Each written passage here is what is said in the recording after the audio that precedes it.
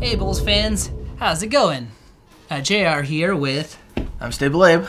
And we have got more My Little Pony Friendship is Magic Tails of Equestria role-playing supplements here for you. And I am just prancing with excitement to get into this.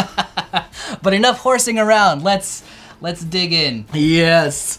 So we've got some tokens of friendship. We talked about them in our video review of the Tails of Equestria game. They're just some like glass gems that you can use, or plastic gems. Yeah, well, let's open it up. You basically you use these to keep track of your friendship tokens that you get, which are things you can spend like action points or inspiration to affect the game. Absolutely. We also have the Curse of the Statuettes, which is the first adventure supplement for Tails of Equestria. It's got all kinds of cool stuff inside it. There's character sheets, there's a DM screen. I'll flip it over so you can kind of get a look. There's a lot of cool stuff. We'll open that up and take a look. But first, let's get to the friendship tokens. All right, so here are our friendly friendship tokens.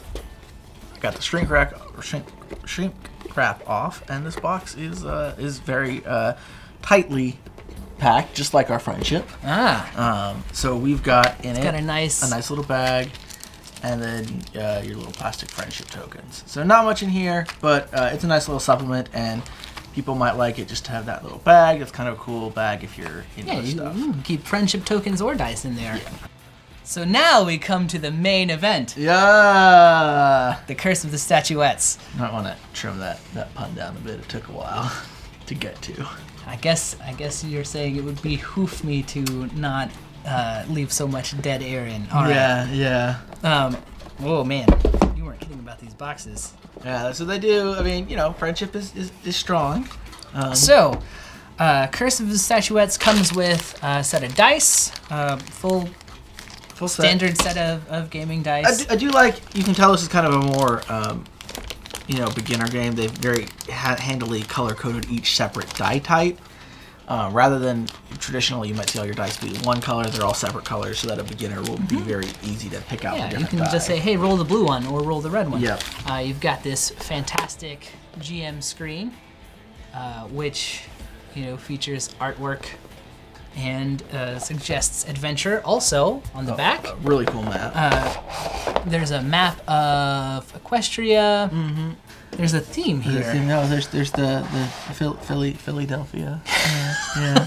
Oh man. Which is kind of like the opposite of actual Philadelphia, right? Yeah. Yeah. Yeah, because Phillies aren't they female? Yeah. Yeah. And Philadelphia is brotherly love. Brotherly love. Right, yeah. No. So all right. I like what they're doing there. All right. So here we've got the quick reference for rules and a quick reference for equipments and some. If you need some other ponies to interact with for your adventures, they've got those. This is the best part. Yes. This is the reason to get this, though.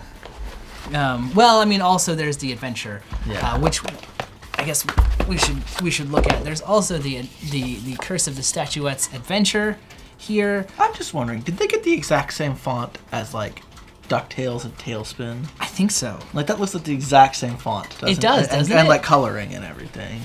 It really is. Yeah. It's all one big license. Yeah. But the real star of the show are the custom pony sheets. Yes. So you get a lot of them. You can see here. Yeah, you get a whole bunch of them. As you can see, it's got everything that you need, and it's super easy to read. It's big fonts, lots of open spaces for writing in. It's got a place to keep your friendship tokens, which we've got some friendship tokens, don't we? Oh yeah, they're over here in the box. Let's see that in action. Yeah. Don't worry. We'll get them out in a second. Yeah. It's got a place for your talents. It's got a place for your quirks. It's got your body, mind, charm. It's a simple game. You don't need a whole lot of information. We've got all the friendship but here. You do need a whole bunch of friendship. Yeah.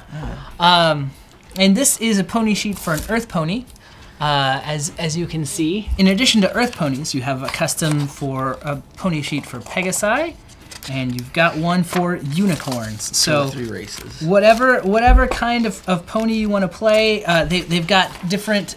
They've got a few blank ones in here, but they've got some that have like different expressions. different kinds of Pegasi and unicorns. Like they've just got a lot of variety here. Yeah, so they've got kind of. I think they actually have color coded kind of what their expressions are. So it's really cool. And then of course there's the Curse of the Statuettes, which is the adventure. Equestria is in trouble and desperately needs your help. Oh no. All over Equestria, ponies have started to turn into statuettes, into figurine versions of themselves, like you might see on the shelves of your local toy store. No pony knows why, no pony knows when, and to make it all worse, no pony knows where the main 6 have gone. So it's up to the adventurers to save Ponyville, nay, the world. How do they not know when? I mean, wouldn't it be like now? Wouldn't this be happening now? Well, but no one knows when it's gonna strike. Yeah, I mean that's what I'm thinking of.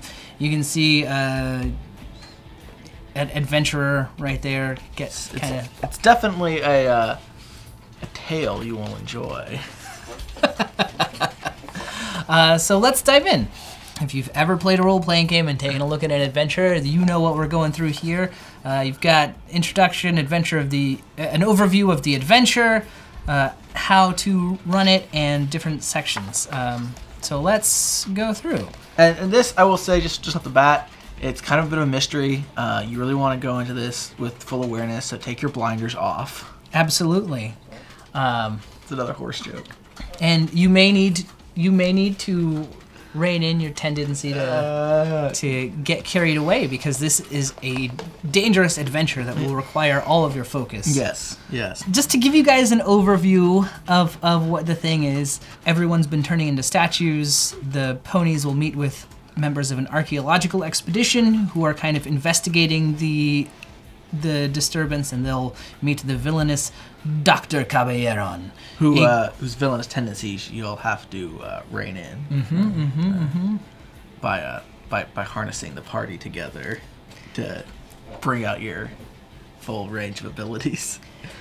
Once you've done that, you discover that they have to go through a rite of passage and take the trials of the Badlands as they pursue Dr. Caballeron and the source of the curse.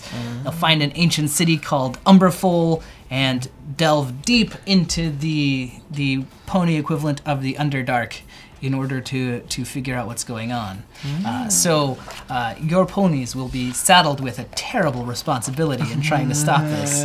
They've got a rundown of the important characters. Again, owing back to the show, like, they don't shy away from it. They've got them all there. So if you've got some kids who are fans, or just friends who are fans of the show, whatever, we don't judge. Right.